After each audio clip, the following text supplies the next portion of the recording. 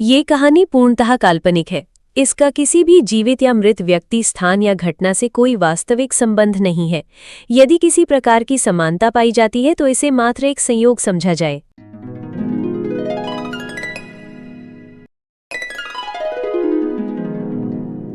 तीन शराबी दोस्त जबरा, माधव और घीसू एक रात रेलवे स्टेशन पर अपनी ट्रेन का इंतजार कर रहे थे। तीनों नशे में धुत थे।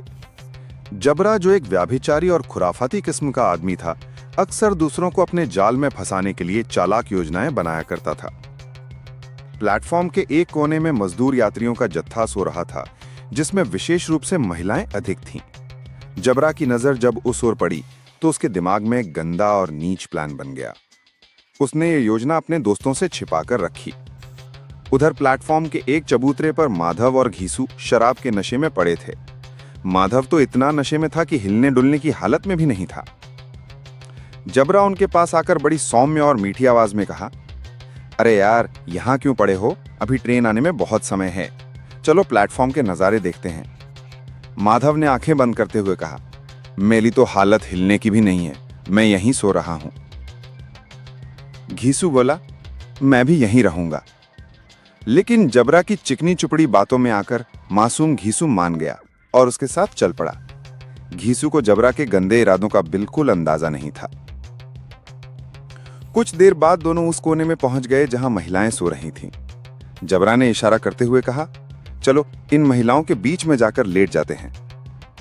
नशे में चूर घीसू ने सहमति में सिर हिला दिया। उसे लगा शायद बस आराम करने की बात है।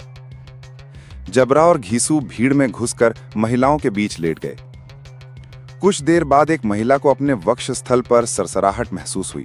उसकी नींद खुल गई और उसने देखा कि जबरा उसका शारीरिक शोषण करने की कोशिश कर रहा है।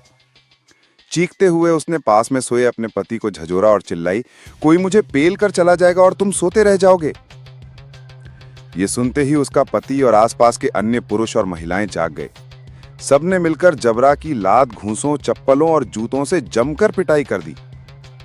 पिटाई इतनी भयंकर थी कि जबरा पूरी तरह सूझ फूल गया।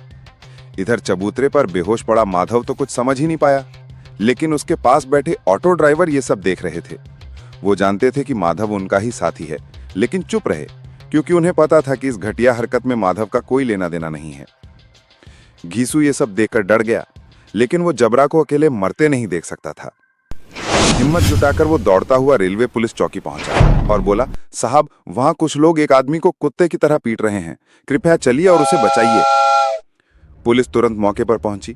मामला समझने के बाद उन्होंने जबरा को कानूनी चेतावनी देते हुए उसके पिछवाड़े पर 4-5 डंडे जमाए और कड़ी फटकार के बाद उसे छोड़ दिया।